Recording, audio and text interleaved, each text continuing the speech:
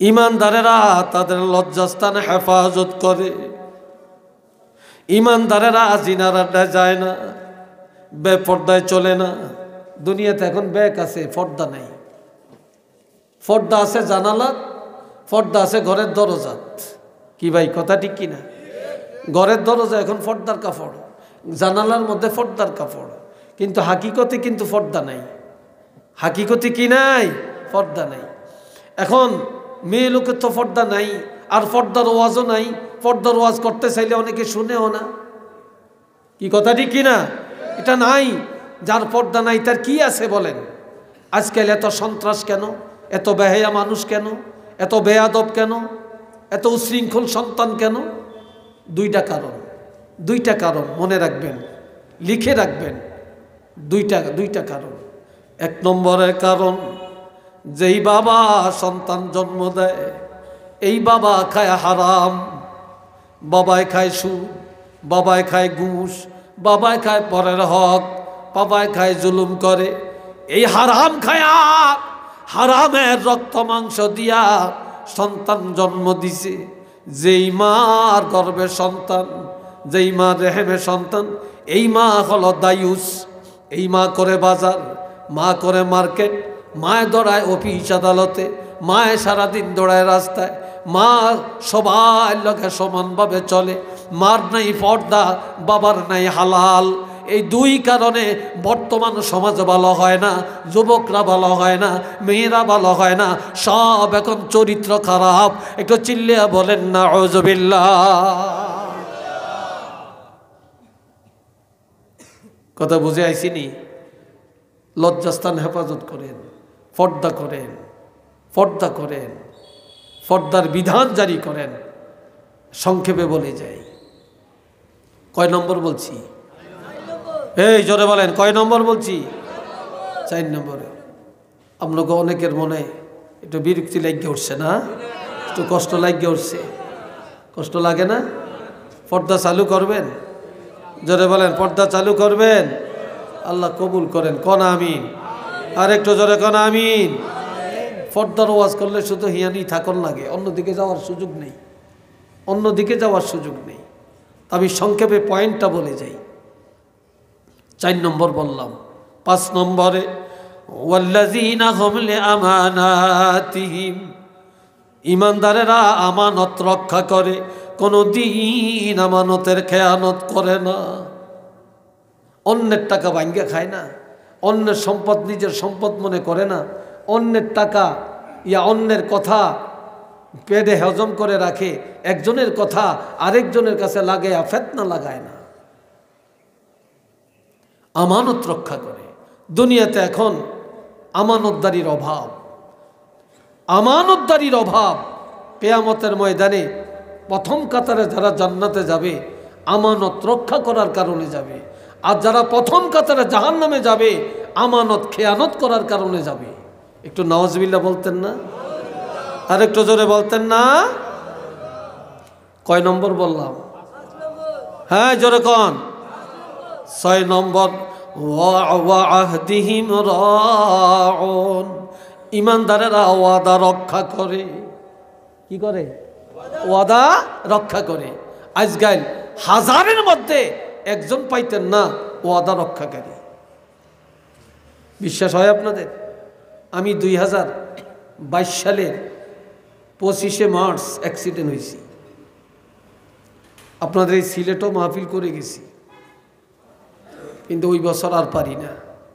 আমি কঠিন অ্যাক্সিডেন্ট আমার হয়েছে, আল্লাহ বাঁচিয়ে রাখছে আপনাদের দোয়ায়। অনেকেই শুনছেন জানছেন। আমার শরীরে 13টা ভাঙ্গা, আমার এখানে 7টা, এই ডাইন পাশে 7টা সান্না ভাঙ্গা, আমার এই ডাইন হাতটা 3 ভাঙ্গা, এই জায়গাটা ভাঙ্গে আলাদা হয়ে গেছে। তারপরে এখানে রড ঢুকাইয়া 46 দিন রাখছে। আমার এই হাড্ডিটা এই ভাঙ্গা উপরে এইভাবে একটার উপরে আরেকটা এখনও ওইভাবে আছে, পিছনেরটা ভাঙছে। তবে আমার অ্যাক্সিডেন্টের 8 দিন পরে, অর্থাৎ 8 দিন পরে আল্লাহ আমার জ্ঞানটা ফিরেছে। এই 8 দিন আমি হসপিটালে, আমার কোনো জ্ঞান ছিল না। 2022 সালের পহেলা রমজান, পহেলা রমজানে 5 তারিখ রমজান হয়েছে, না জানি 6 তারিখ। এই পহেলা রমজানে আমার অপারেশন হয়েছে বুকে। আমার বুকের এখানে আমার 60টা ছিদ্র আছে, কম্পিউটারে ছিদ্র করে মেশিন ঢুকাইয়া অপারেশনটা করছে। এই ভিতরে হাড়গুলি সব ঠিক করছে। আমার মনে এতগুলো শুধু পুঁজ আর রক্ত বের করছে ভিতরের থেকে। 5 ঘন্টা সময় লাগছে আমার অপারেশনটায়। এত লং টাইম অপারেশন, এটা তো একটা মারাত্মক ব্যাপার। আমার ছেলেরা, মেয়েরা কান্নাকাটি, জামাইরা কান্নাকাটি। এই ইফতারের আধা ঘন্টা আগে আমাকে বের করছে। হঠাৎ আমি রোমে এসে আমার জ্ঞানটা আল্লাহ ফিরেছে। আমি এখন বলতেছি আমি কোথায়, এখানে কেন? এই আমার জ্ঞান ফিরছে। কত মানুষ যে দোয়া করছে।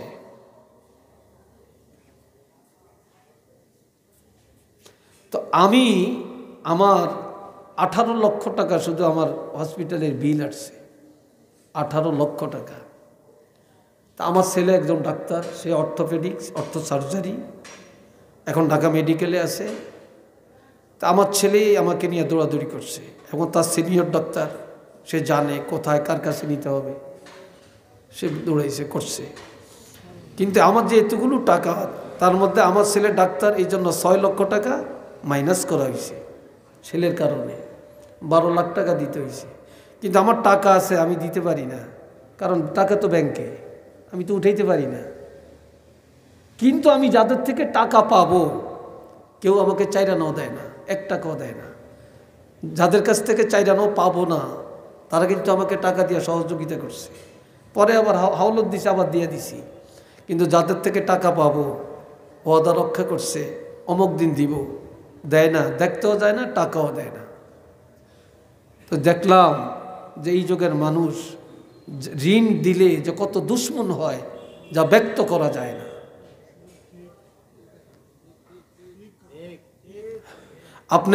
আপনি কত নম্বরের মুসলমান, কত নম্বরের ইমানদার? 1000 টাকা হাওলত দিবেন, হাওলত দিয়ে পরীক্ষা করবেন যে কত নম্বরের ইমানদার। আমার কথা হয়তো রাগ করছেন আপনারা? হ্যাঁ, রাগ করছেন। মানুষের ওয়াদা ঠিক নেই, লেনদেনে নাই, বিবাহ শাদীতে নাই, খাওয়া দাওয়ায় নাই, কাজে কর্মে নাই, ব্যবসা বাণিজ্যে নাই। কাপড় একটা কিনতে গেছেন, দাম কত? 500 টাকা। ঠিক আছে নিলাম, তবে টাকার সাথে নাই, কালকে ফাটিয়ে দিব। আরে কত কালকে গেছি কি, আজ যদি চেহারাই দেখে না। কি কথা ঠিক কিনা? হ্যাঁ, মানুষ মুসলমান এইভাবে ওয়াদা খেলাপ করবে। লা ওয়াদা লিমান লা ঈমান লাহু, ওয়াদা নাই, ঈমান নাই। একটু নাউজুবিল্লাহ কর না। ওয়াদা আছে, ঈমান আছে। একটা হাদিস মনে আসছে, বলতাম হাদিসটা? এই কইতাম, রাগ করেন আমার কথায়?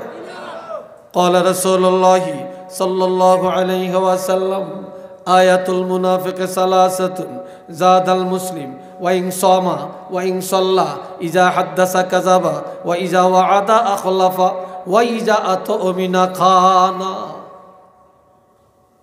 নবীজি বলছেন মুনাফিকের আলামত 3টা।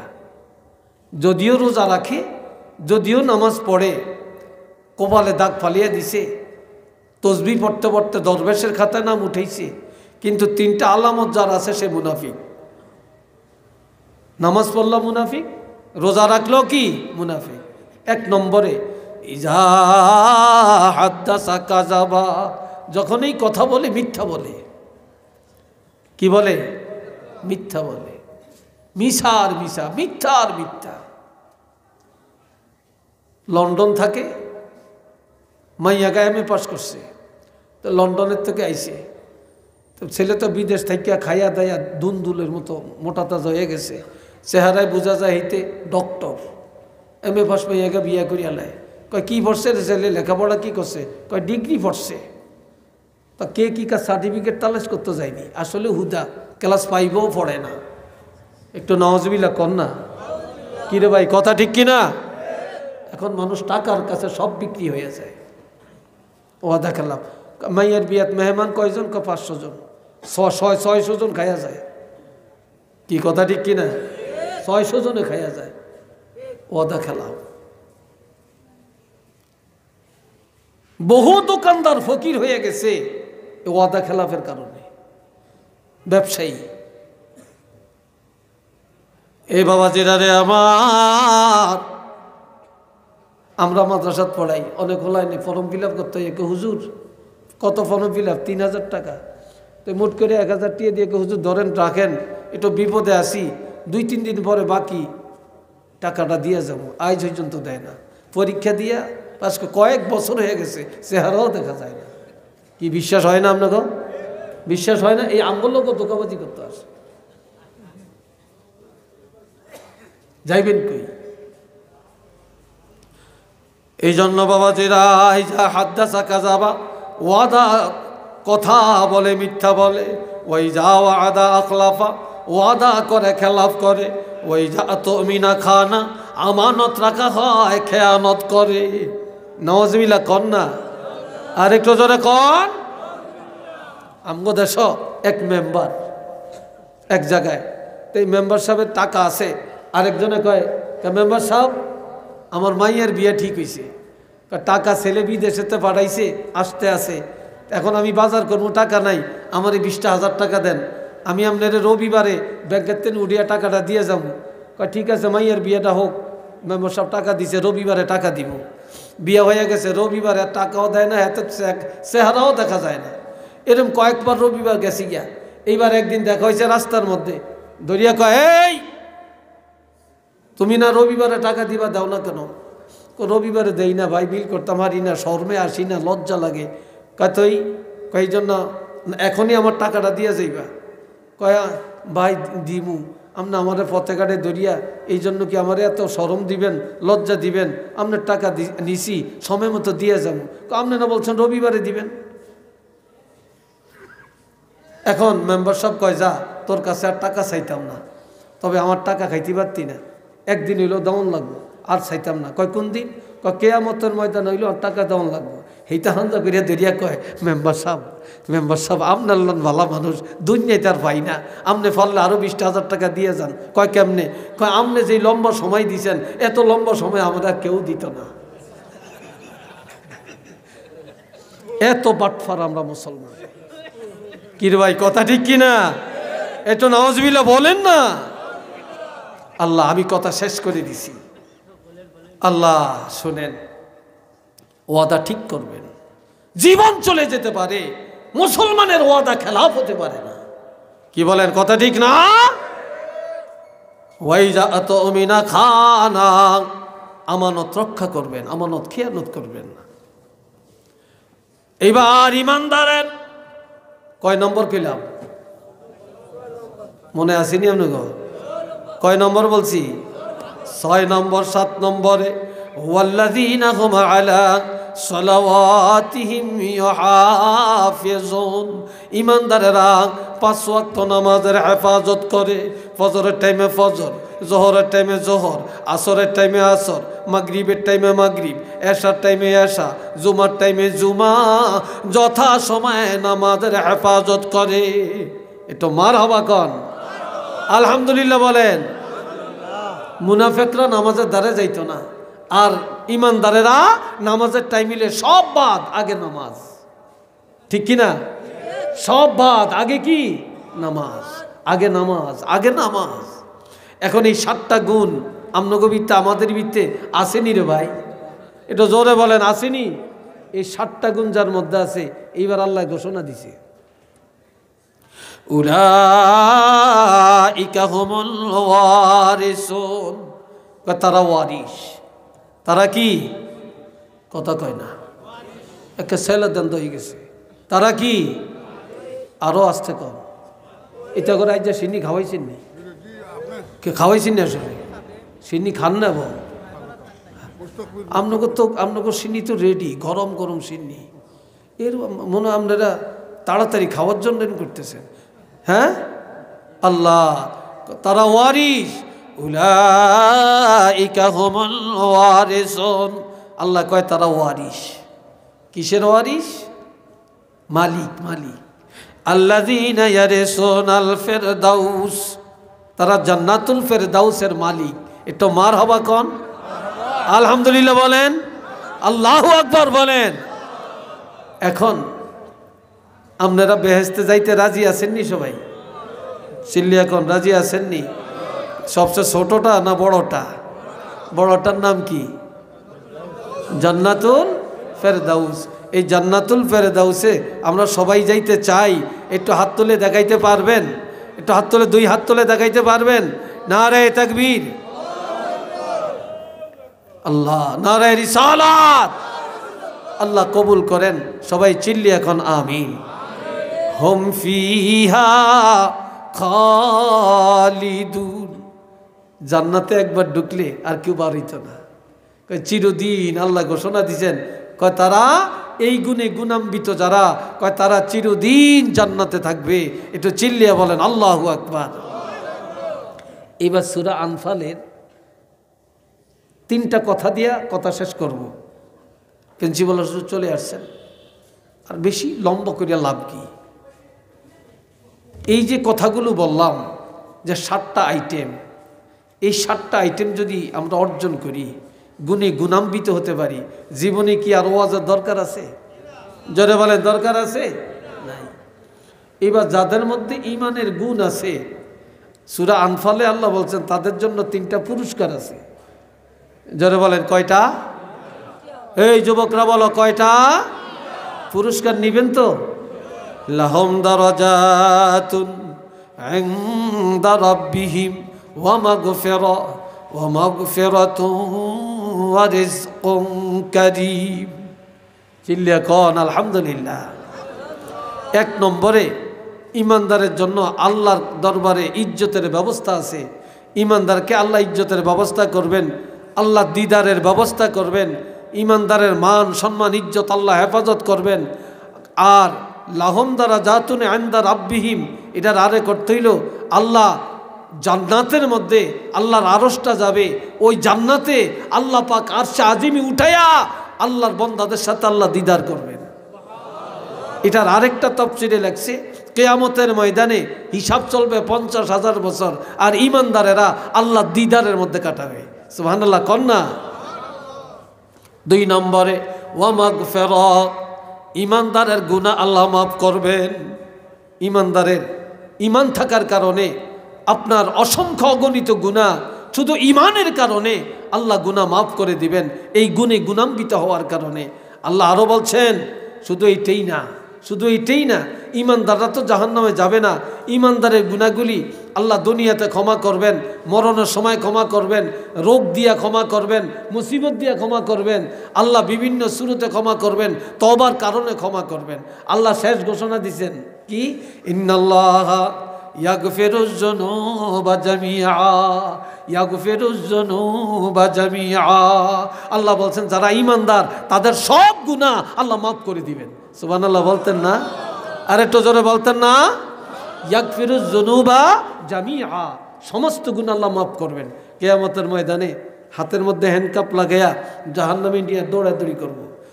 কিছু দূর যে দাঁড়াইব, কিছু দূর যে দাঁড়াইব। আল্লামা আলুসি রহমতুল্লাহ লেখছেন, হাদিসটা আনছেন হযরত আব্দুল্লাহ ইবনে মাসউদের হাদিস। এবার খুঁটি ধরে দাঁড়াইব, দাঁড়ানোর পরে এবার পিছনের দিকে তাকাইব, পিছনে। এবার আল্লাহ কেউ একটু জিগা, এরা দাঁড়াইছে কেন, পিছনে তাকাইছে কেন? তখন বলবে কেন দাঁড়াইছো? আল্লাহ না বলছে ইন্নাল্লাহা ইয়াগফিরুজ যুনুবা জামিআ, আল্লাহ সব গুনাহ মাফ করিয়ে দিব। তা আমরা তো ঈমানদার, আমগরে জাহান্নামে নেই কেন, আমগরে এখনো মাফ করে না কেন? আমরা এই জন্য একটু খুঁটি ধরে দাঁড়াইলাম, পিছনে তাকাইলাম, দেখি আল্লাহ ইনি ডাক দিয়া আমগরে ক্ষমা করে দেয়। আজকে সুবহানাল্লাহ কইেন না, বাড়ি দিয়া জোরে কইেন, আর একটু জোরে কন মাশাআল্লাহ। এবার আল্লাহ কি বোঝা যে দিনে খুঁটি ধরছে, আমার ক্ষমার কথা মনে রাখছে, আমি জাহান্নামে যাওয়ার রাস্তায় তাদেরকেও ক্ষমা করে দিলাম। ওয়ারিজকুন কারীম, ইমানদারের জন্য রিজকে কারীম, সম্মানজনক রিজিক, রিজকে হালাল, হালাল রিজিকের ব্যবস্থা আল্লাহ করবেন। এটা সুবহানাল্লাহ বলেন না? কিন্তু মুনাফিক হারাম খায়, ফাসিক হারাম খায়, নাফরমান হারাম খায়, খাঁটি ইমানদার কখনো সুদের আড্ডায় যায় না, ঘুষের আড্ডায় যায় না, জুলুম করিয়া খায় না, কারো হক মারে না, ব্যবসায় 2 নম্বরই করে না। ইমানদাররা হালাল খায়।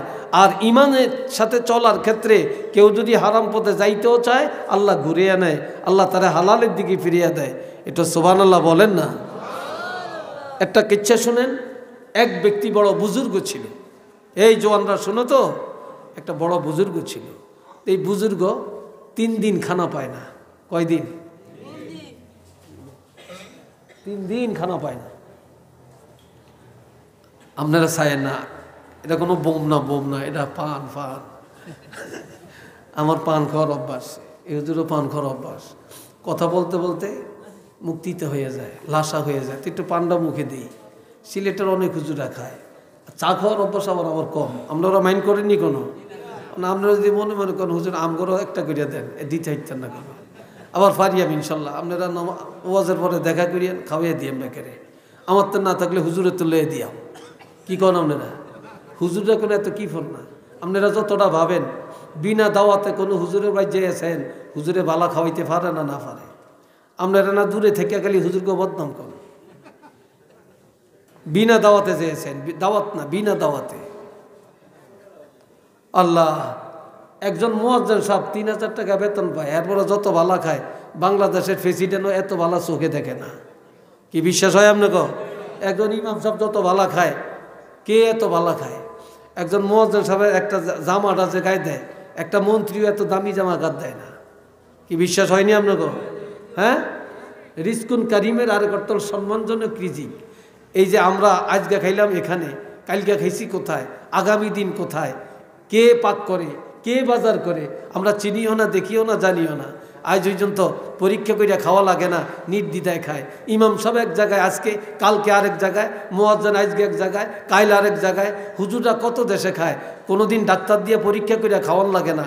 কিন্তু প্রেসিডেন্ট, প্রধানমন্ত্রী 1 গ্লাস পানি 8 জনে পরীক্ষা করান লাগবো। ডাক্তার যদি বলে ওকে খাইতে পারবে, এর আগে একটা আঙ্গুরও মুখে দিত না, এত ডরায়। তাইলে আলেমগো রিজিক আর ইমানদারের রিজিক, সম্মানী রিজিক, একটু কন্যা সুবহানাল্লাহ বলেন না আলহামদুলিল্লাহ। তো এখন একজন বুজুর্গ 3 দিন খানা পায় না। কয় দিন? 3 দিন। তো 3 দিনে হারাম খাইতে পারতো, হারাম খায় না। এবার খানার জন্য রওনা করছে বাগানে দেখি খাইনি, খানা পাওয়া যায় কিনা, তাও পায় না। দেখে একটা মরা পাখি পড়িয়া রয়েছে, এমিশায় হেমিশায়। পাখিটা হাতে লইছে যে একটু দূরে যায়া, আড়ালে যায়া এই পাখিটার থেকে কিছু কেটে খায়া আপাতত জীবনটা রক্ষা করবে। এমন সময় একটা ধনী মানুষ, ব্যবসায়ী, হালাল টাকা সদকা করবে, সে গরিব পায় না। এই লোকটা গরিব তালাশ করতে করতে বাগানে গেছে, যাইয়া দেখে এই লোকটা মরা পাখি হাতে করে যাইতে আসে।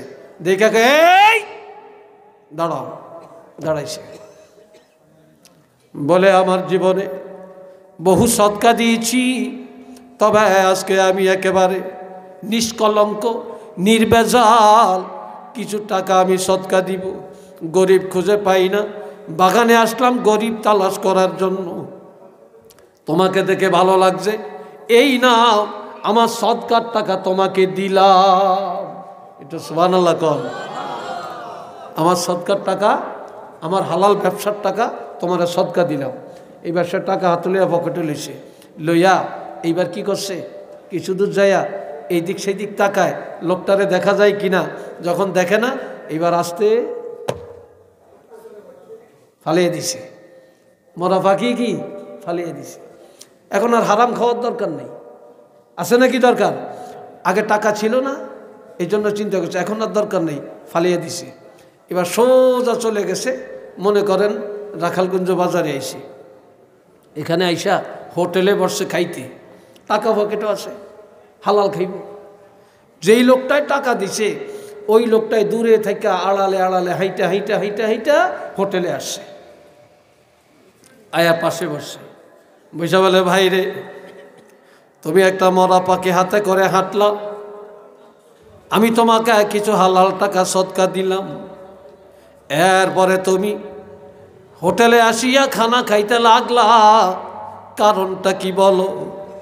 তখন সে বলে, ভাই জীবনে কোনোদিন হারাম খাই না, আর হালাল খানা তালাশ করার জন্য বাগানে গেলাম, হালাল খানা পাই না, মরা পাখিটা থেকে হাতে নিলাম, কিছু খায়া জীবনটা রক্ষা করব। আর এমন সময় তুমি আমাকে হালাল টাকা সদকা দিলা, এখন আর হারামের দরকার নেই, এই জন্য হাতের থেকে হারামটা ফেলে দিয়া বাজারে এসে দোকানে বসে হালাল খানা খাইতে লাগলাম। একটু সুবহানাল্লাহ কর না। হালাল খানা খাইতে শুরু করলাম। যেই লোকটা সদকা দিছে সেই লোকটা শুধু সদকা দাতা না, সেই লোকটা একজন মুফাসসিরে কোরআন। তখন তিনি বলছেন যে হ্যাঁ, তিনি কোরআনের আয়াতটা তারা শুনিয়ে দিলেন। আল্লাহ তো ঘোষণা দিছেন, কি আল্লাহ ঘোষণা দিছেন, লাহুম দারাজাতুন ইনদা রাব্বিহিম ওয়া মাগফিরা ওয়া রিজকুম কারীম। চিল্লি এখন আল্লাহু আকবার। আল্লাহ তাহলে তিনি শুনিয়ে দিলেন, আল্লাহর কাছে তার ইজ্জত, আল্লাহর কাছে তার ক্ষমা, আল্লাহর কাছে আছে তার জন্য হালাল রিজিকের, সম্মানজনক রিজিকের ব্যবস্থা। তাহলে আমরা কি আল্লাহর কাছে সম্মান চাই না? আমরা কি আমাদের ক্ষমা চাই না? আমরা কি হালাল পথে হালাল খানা চাই না? আমরা হালাল খাইতে চাই না? হালাল খাইতে চাই, হারাম বর্জন করতে চাই, এই কথাই কি আমরা একমত আছি? এটা জোরে বলেন আসি। দুইটা হাত তুলে দেখান, আল্লাহ দেখো, আল্লাহ দেখো। নারায়ে তাকবীর, নারায়ে তাকবীর, নারায়ে রিসালাত। আল্লাহ কবুল করেন। সবাই আওয়াজ দিয়ে বলেন আমিন। আর একটু জোরে কোন আমিন। আল্লাহ, অনেক কথা বললাম। আমি তো ভাবছি এত রাত্রে মানুষ থাকেন না, না থাকেন, আপনারা এসে এসে সব জমা হয়েছেন, আলহামদুলিল্লাহ। তবে আপনাদের কাছে আমি একটু দোয়া করব এখন। আবদার, আপনারা এই যে মাদ্রাসা, আমিও মাদ্রাসা চালাই, আমরা যে এখন কত বিপদে আসি, হায় হায়, মুফতির অভাব নেই, শায়েখের অভাব নেই, ডক্টরের অভাব নেই, কি কথা ঠিক কিনা? কিন্তু মাশাল্লাহ মুফতি সাহেবেরা বিল্ডিং একটা রাস্তার পাশে হইলে এটাই বাড়ালো এটার একতলা দোতলার মধ্যে মাদ্রাসা একটা দিয়ে দেয়। এরকম যে কোনো শহরে যাবেন, লোকাল শহর বলেন, বড় শহর বলেন, সব মাদ্রাসা, সাইনবোর্ড আর সাইনবোর্ড। কিন্তু এতে করে আমাদের এইসব মাদ্রাসাগুলো অনেক ড্যামেজ হয়ে যেতেছে, আর অনেকের মন মানসিকতা উল্টো হয়ে গেছে। আল্লাহ, এই জন্য আপনাদের কাছে অনেক কথা বলতাম না, শুধু একটাই কথা, যে আপনারা সবাই আপনাদের সন্তান মাদ্রাসায় দিবেন। মান আকরামা আলেমাম মিন উম্মতি আকরামা সাবঈনা নাবিয়্যাম মিন বনি ইসরাঈল। নবী বলছেন, কোন এলাকায় যদি একজন আলেম তৈয়ার হয়, আরে আলেমকে যদি কেউ সম্মান করে, তাহলে বনি ইসরাইলের ৭০ জন নবীকে সম্মান করার মর্যাদা আল্লাহ তাকে দান করে। আরেকটু জোরে কন্যা সুবহানাল্লাহ। মাদ্রাসা এলাকায় থাকলে লাভ না ক্ষতি? আরো আসতে বলেন, আরো জোরে কন। ক্বালা রাসূলুল্লাহ সাল্লাল্লাহু আলাইহি ওয়াসাল্লাম, ইন্নাল আলিমা আও মুতাআল্লিমা ইযা মাররা আলা ক্বরিয়াতিন ইউরফাউ আনহু আযাবুল কবর 40 ইয়াওমা। আমার রাসূল বলছেন, কোনো এলাকায় যদি একটা মাদ্রাসা থাকে, ওই এলাকায় যদি আলেমরা আসা যাওয়া করে, ছাত্ররা রাস্তা দিয়ে হাঁটাহাঁটি করে, বা কোনো আলেম, হক্কানি আলেম কোনো বুজুর্গ এলাকায় আসে অবস্থান করে, তাহলে ওই এলাকায় কোনো নেতা আসলে কবর আযাব মাফ হবে না, মন্ত্রী আসলে মাফ হবে না, প্রেসিডেন্ট আসলে মাফ হবে না, বিদেশি আসলে মাফ হবে না। কিন্তু কোনো আলেম, কোনো ছাত্র যদি রাস্তা দিয়ে হেঁটে যায়, এলাকায় অবস্থান করে, ওই এলাকার কবরের আযাব কম পক্ষে আমার আল্লাহ ৪০ দিনের জন্য ক্ষমা করে দেন। আরেকটু আওয়াজ দিয়া কন্যা সুবহানাল্লাহ। কত দিনের জন্য? ৪০ দিনের জন্য। আমার ভাই একজনে নিয়ত করছে, আমি যদি মারা যাই, ফুলতলির একজন অলি, আল্লাহর অলির তো অনেক ছেলে, যে কোনো একজন সাবজাদা দিয়া আমার জানাজাটা পড়াইয়েন। আরেকজনে নিয়ত করছে, সরসিনার পিসা হুজুর আইনা আমার জানাজাটা পড়াইয়েন। আরেকজনে নিয়ত করছে, জৈনপুরের একজন হুজুর আইনা আমার জানাজাটা পড়িয়েন।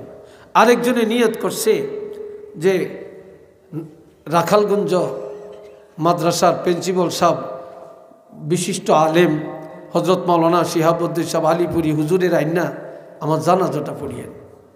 ভাইস প্রিন্সিপাল মাওলানা আব্দুর রৌফ সাহেবের আইনা জানাজাটা পড়িয়েন। আরেকজনে নিয়ত করছে আমার মারা গেলে আমার জানাজায় পীর সাহেব আসবে, হুজুর আসবে, প্রিন্সিপাল আসবে, প্রভাষক আসবে, মুহাদ্দিস আসবে, ভাইস প্রিন্সিপাল আসবে, ইমাম আসবে, খতিব আসবে, মুয়াজ্জিন আসবে, তবে সবাই জানাজা পড়বে। তবে আমার জানাজার ইমামতিটা কেউ করবে না। আমার একটা ছেলেরে কষ্ট করে আমি রাখালগঞ্জ মাদ্রাসায় পড়াইছি, আলেম বানাইছি, ফাজেল পাস করাইছি, তারে কামেল পাস করাইছি, তারে যোগ্যতা দান করছি, আমার টাকা পয়সা খরচ করছি, আমি কষ্ট করছি, কিন্তু তারে কষ্ট পাইতে দেই না। আমি কষ্টের টাকা খরচ করে তাকে মাদ্রাসায় আলেম পড়াইয়া আলেম বানাইছি। আমার মৃত্যুর পরে আমার এই আলেম ছেলেটা আমার জানাজার ইমামতি যেন করে। এইবার আপনারা বলেন এতগুলো জানাজার মধ্যে কোন জানাজার দাম আল্লাহর কাছে বেশি? বলেন, জোরে বলেন, আরেকটা জোরে বলেন। নিজের ছেলে যে ইমামতি করছে এই জানাজাটার দাম আল্লাহর কাছে বেশি না ভাই? কথা বলেন, বেশি না? আমরা তো বুঝি না, আমরা তো বুঝি না। এই ভাই কত ভাগ্যবান, ওনার বংশের কেউ মারা গেলে তো ওনারে সামনে দেয়। আমি ভাগ্যবান, আল্লাহর শুকর আদায় করি। আমার মা আমাকে মাদ্রাসায় দিছেন, আমার আব্বা আমাকে মাদ্রাসায় দিছেন। আমার আব্বার জানাজাটা আমি পড়ছি, আমার মার জানাজা আমি পড়ছি, আমার চাচার জানাজা আমি পড়ছি, মামার জানাজা আমি পড়ছি, আমার 2 বোন মারা গেছে জানাজা আমি পড়ছি। আমাদের দেশে বড় চাচিরে বলে জেঠি, আর ছোট চাচিরে বলে চাচি। ছোটজনকে বাবার ছোট ভাই যে তাকে চাচি বলে, আর বাপের বড় ভাই যে ওনার ওয়াইফকে আমাদের দেশে জেঠি বলে। আমার এক জেঠি আম্মা, আমি আমার বাবার একমাত্র ছেলে, আমি এক ভাই, আমার আর ভাই নেই, আমার 4 বোন। আমার আব্বা সারসিনার মুরিদ ছিলেন। তা সারসিনার দরবারে মাহফিল থেকে এসে দেখে আমার জন্ম হয়েছে। তখন আমার আব্বা নিয়ত করছেন সারসিনার আল্লাহর ওলির নাম নেসার আহমদ। তখন আব্বা আমার নামটাও রাখছেন নেসার আহমদ। আব্বা কোলে নিয়া নিয়ত করছেন আমার ছেলেকে আল্লাহ বা ছেলে আমি আলেম বানাবো। মা নিয়ত করছেন আমার এক ছেলে আল্লাহ দিছে আমি আলেম বানাবো।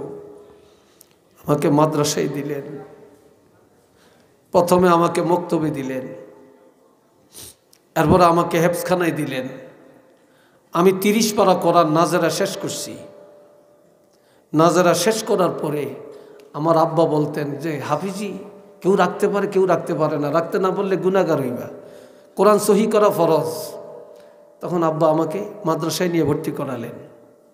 তো আমার ওই জেঠি আম্মা আমার আম্মাকে বলতেছেন যে আপনার একটা ছেলে কোথায় দিয়েছেন পড়তে? কই মাদ্রাসায়। কই ভুল করছেন, ওনারও 4 ছেলে। আমার ছেলেরা স্কুল কলেজে পড়ে, একদিন তারা বড় বড় অফিসার হবে, মাদ্রাসায় পড়ে কি হবে? তখন আমার মা সরল মানুষ কেঁদে কেঁদে বললেন আফা দোয়া করেন, কামাই খাওয়ার আশা নাই, রিজিকের মালিক আল্লাহ। ছেলেরে মাদ্রাসায় দিছি, আল্লাহর কোরআন পড়বে, তফসির পড়বে, হাদিস পড়বে, এলেম শিখবে, মরলে জানাজা পড়বে, কবরের কাছে যে দোয়া করবে, পৃথিবীর যেখানে যাবে আমাদের জন্য দোয়াটা করবে। আমরা আর কিছু চাই না, আর কিছু চাই না। সেই আব্বা আম্মার জন্য দোয়া করি, আল্লাহ তাদেরকে জান্নাতের উচ্চ মাকাম দান করে। যদি আজকে মাদ্রাসা না পড়ে অন্য লাইনে নিতে বদনসিব হয়তো হয়ে যাইত, যেখানে যাই দোয়াটা করতে পারি। কিন্তু যেই জেঠি আম্মা বলছিলেন ওনার ছেলেরা বড় বড় যোগ্য শিক্ষিত হবে, বড় চাকরি করবে, তো ওনাদের মা যখন মারা গেলেন রাত্রিবেলায়, সন্ধ্যাবেলায়, রাত্রে আর জানাজা হবে না, সকালে জানাজা হবে, আমাকে ফোন দিয়ে বলে নেসার নেসার তুমি কোথায়? আমি আছি। বলে তুমি 4-5 জন হাবের সাহেব নিয়ে আমাদের বাসায় আসো, মা এন্তেকাল করছে। তা আপনার মা এন্তেকাল করছে? আমি যাব কেন হাফেজ সাহেব নিয়ে? আমাদের ভয় লাগতেছে, রাত্রে তো জানাজা হবে না, সারা রাত আমরা কিভাবে থাকবো, লাশ কে পাহারা দিবে? তুমি কয়জন আলেম নিয়ে আসো, হাফেজ নিয়ে আসো, রাতটা একটু কোরআন পড়ো, আমরা কিভাবে থাকবো? তাহলে এমন সন্তান রেখে লাভ কি রে ভাই, যে মায়ের মৃত্যুর পরে মায়ের লাশ, বাবার লাশ পাহারা দেওয়ার ক্ষমতা যাদের নাই।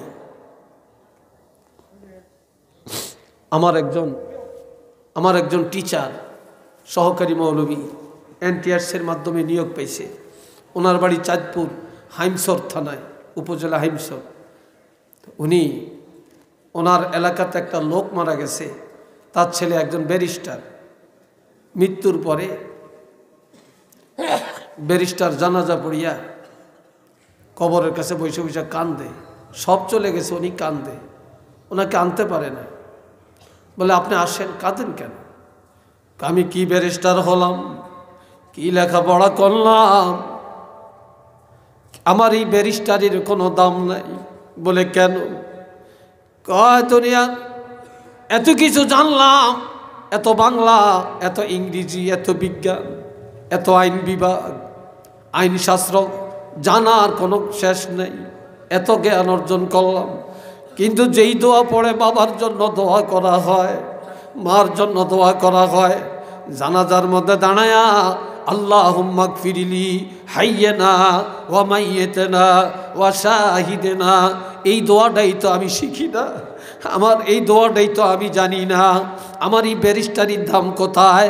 আমি আমার আব্বার জন্য, আমার বংশের মানুষের জন্য যেই দোয়া পড়ে দোয়া করে, এই দোয়াটাই জানি না আমার ব্যারিস্টারির লাভ কি, আমার এই ব্যারিস্টারির ভ্যালু কোথায়, আমি তো এই দোয়াটাই জানি না। বাপের কবরের কাছে কান্নাকাটি করে। এই জন্য আপনাদেরকে আপনাদের পায়ে হাত দিয়ে বলে যায়, আপনাদের মাথায় হাত রেখে বলে যায়, আপনাদের হাতে হাত দিয়ে বলে যায়, আপনাদের সন্তানকে মাদ্রাসায় দেন, মাদ্রাসায় দেন, মাদ্রাসায় দেন। রিজিকের মালিক আল্লাহ, রিজিকের মালিক আল্লাহ। আমরা ওই যে আমার মা বলছেন, আমার আব্বা বলছেন, আমরা কামাই খাওয়ার আশা করি না। আল্লাহ কি আমাদেরকে টাকা কম দিছেন? কম দেন না। ইজ্জত কম দিছেন? কম দেন না। আমরা বেতন কত ভাই, এটা শুনলে তো আপনারা হতাশ হয়ে যাবেন, হতাশ হয়ে যাবেন। তারপরে আমাদের আল্লাহ কত দিক থেকে কত ইনকাম দিতেছেন, আপনারা তো আশ্চর্য হবেন। আল্লাহর কাছে শুকর তো আদায় করতে পারবো না, আমরা তো খাইও না। কত ভালো খানা পড়ে থাকে, আমরা তো খাই না। আমরা তো শুধু ডাল আর ভর্তা খাই আর শাক খাই, গোশ ভাত তো খাই না। আজকে আপনাদের কাছে আবদার, এই রাখালগঞ্জ মাদ্রাসা আপনাদের, এটা আপনাদের। এই প্রিন্সিপাল সাহেব আছেন, চাকরি শেষ চলে যাবেন, শিক্ষকরা আছেন, চাকরি শেষ চলে যাবেন, কিন্তু মাদ্রাসা থাকবে, এই দেশবাসী আপনারা থাকবেন। কি কথা ঠিক কিনা বলেন? আপনাদের সন্তানকে মাদ্রাসায় দিয়া এই মাদ্রাসার শান মান ইজ্জত গৌরব আপনারা কি বাড়াইতে চান? জোরে বলেন, বাড়াইতে চান? একটু হাত তুলে দেখান যে আমরা মাদ্রাসার পক্ষে আছি। আমাদের সন্তান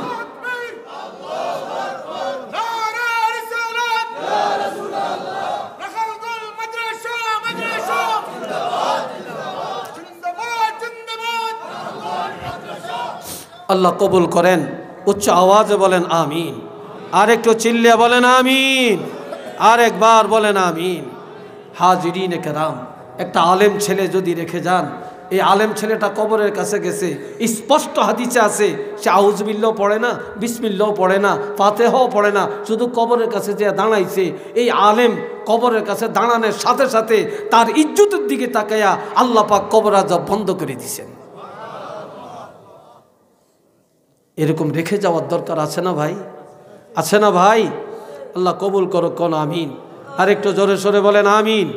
আর কি বলবো আপনাদেরকে, এতটুকু আবদার এবার আপনাদেরকে নিয়ে। জি, তো যাই হোক, আলহামদুলিল্লাহ হুজুর একটা আবদার করছে, আমি তো চাচ্ছি একটু মুনাজাত করব। তো মুনাজাতের আগে আপনাদের এখানে অনেক কোটিপতি আছেন, ধনী ধনী আছেন, লন্ডনী আছেন, আমেরিকান আছেন, ফ্রান্সে থাকেন, ইটালি থাকেন, কুয়েতে থাকেন, সৌদিতে থাকেন, অনেক রাষ্ট্রে থাকেন, তাই না?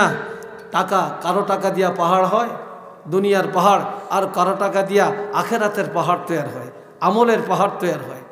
আজকে এই আগামী বছর এই প্যান্ডেল হয়েছে, প্যান্ডেল প্যান্ডেল হয়েছে, মাইক হয়েছে, পোস্টার দিবেন আমাদের মাদ্রাসা কমিটির দাতা সদস্য জনাব কারি তুফাইল আহমদ সাহেব লক্ষ্যনামন বলছে আপনার কাছে বলবো মাশাল্লাহ কারি এই এই